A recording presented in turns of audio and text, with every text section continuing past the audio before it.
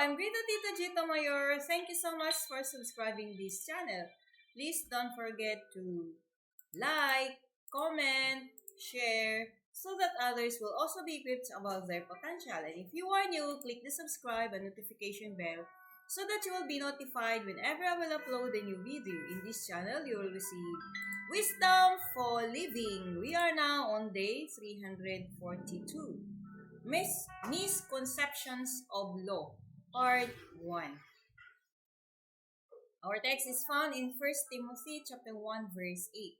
We know that the law is good if one uses it properly.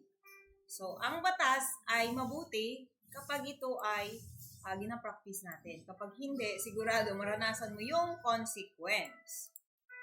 Okay.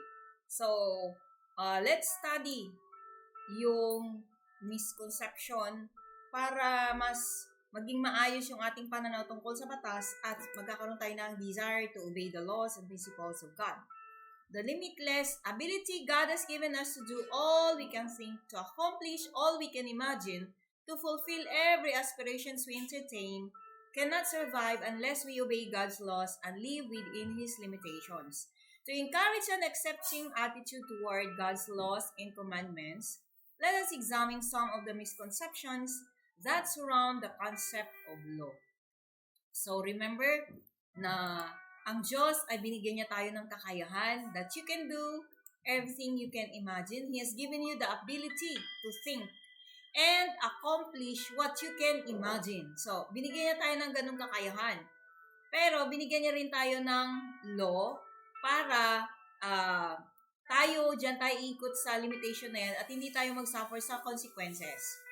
So, to encourage us accepting attitude towards God's laws, kailangan natin maintindihan yung misconception natin, karamihan na natanggap natin. Ibig sabihin yung pagkaunawa, yung ating pananaw sa batas ay negative.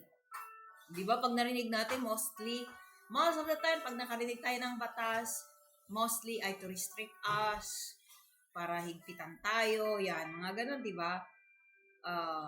Pero alam natin ang batas ay binigay sa atin to guide us, to give us direction in life. Diba yung mga nakaraang araw na ang ating batas ay binigay ni God, we were created to function according to laws and principles, to give us direction, to give us assurance, and to predict our future. So God designed us to succeed when we follow the laws and principles. Yung disenyo niya sa atin ay matutupad. Pero pag hindi, we will suffer the consequence. So God has given us the ability to think whatever, to accomplish whatever we have imagined. At naglagay din siya ng batas para hindi tayo mapahamak. Wow, so ang galing. Yun yung purpose ng batas. Pero kailangan ay bago yung ating isipan, yung misconception natin tungkol sa batas. At yung unang-unang misconception tungkol sa batas, ito yon. Misconception, laws restrict us. All parents have heard the complaint, you don't want me to have any fun, sabi ng kanilang mga anak, when they put a restriction upon their children's activities. So kapag linalagyan ng yung utos or boundary ng mga parents yung kanilang mga anak, ay pakiramdam ng mga anak ay pinagbabawalan sila na mag-enjoy.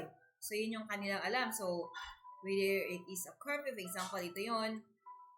Whether it is a curfew, a rule about calling home, or standard that requires the child to avoid being at a friend's home if the friend's parents are not there, the child sees the rules and requirements as the parents desire to withhold from him the enjoyable things of youth.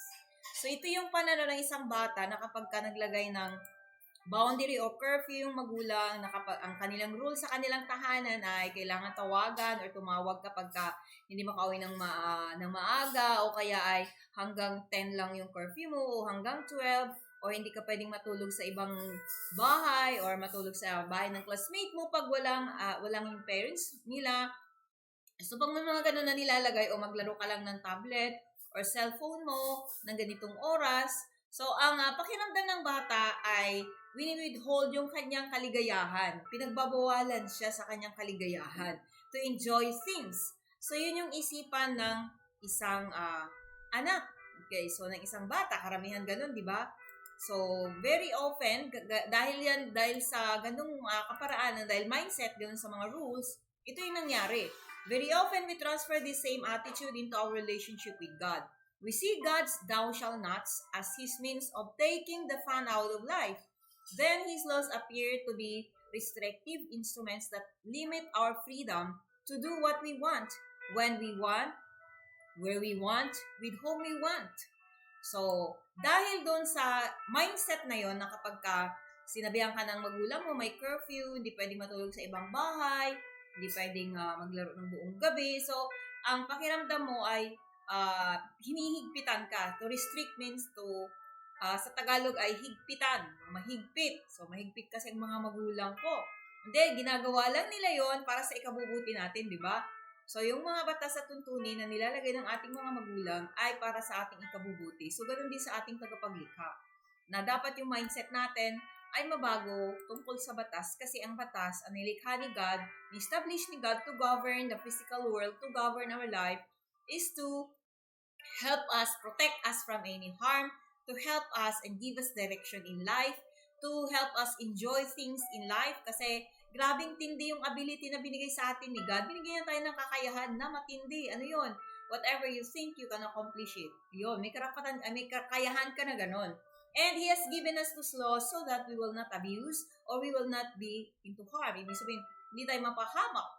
Ayan, binigay ang batas para hindi tayo mapahamak. Binigay niya ang batas para maging maayos ang lahat. Binigay niya yung batas para sigurado na magtatagumpay tayo. So yun ay kasiguraduhan to give us assurance na everything will be well. Di ba? Ang sabi ng utos is, walk in it and everything will be well. Nasa Jeremiah yun.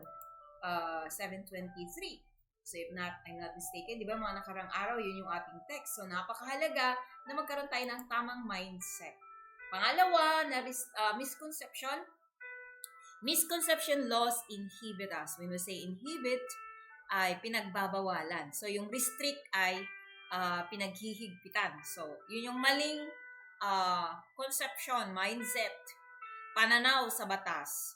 So, the misconception that law inhibits or restrains us also distorts our understanding of the purpose of law.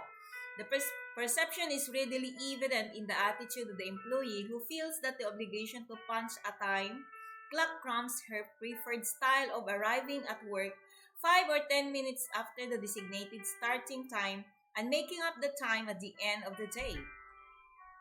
Now, dalawa yung misconception na na-mention natin dito. Ang una ay to restrict us, pinaghihigpitan. Yun yung maling conception. Pangalawang maling conception sa batas ay pinagbabawalan. Ayan, yung lagi natin na rin. Ay, ayoko nyan kasi ang daming bawal-bawal sa Bible kasi ang daming bawal-bawal. But, if we have the right mindset about law, ito ay para sa ikabubuti mo, sigurado susundin mo. Dahil ang batas ay nagbibigay ng kasiguraduhan ng peace and order. Dahil ang batas ay nagbibigay ito ng direksyon sa buhay.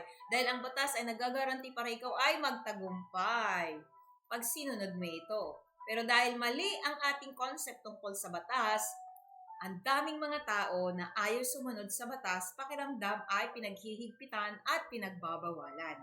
Pero actually, ang katotohanan ay para sa iyong ikabubuti. Ayan.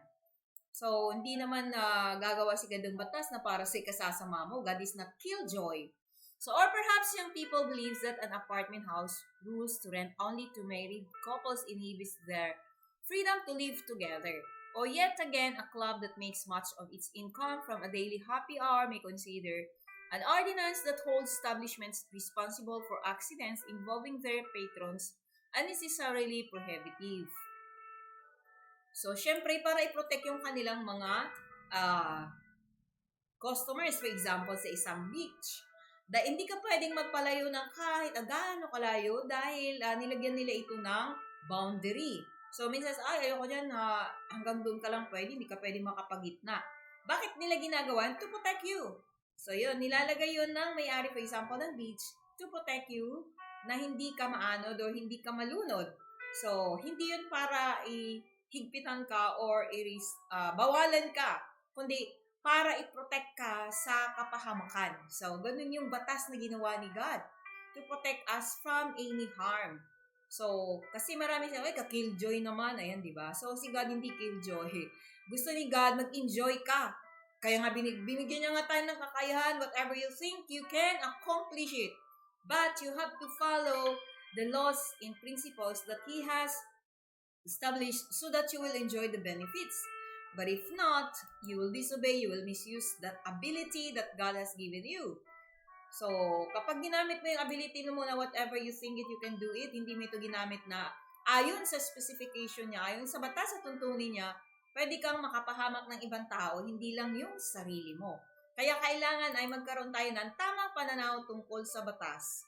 Na ang batas ay hindi para pagbawalan tayo o hindi para higpitan tayo, kundi para ito sa ating ikabubuti, para i-protect tayo sa kapahamakan at magkaroon ng peace and order at nagagaranti ng success, prosperous and successful.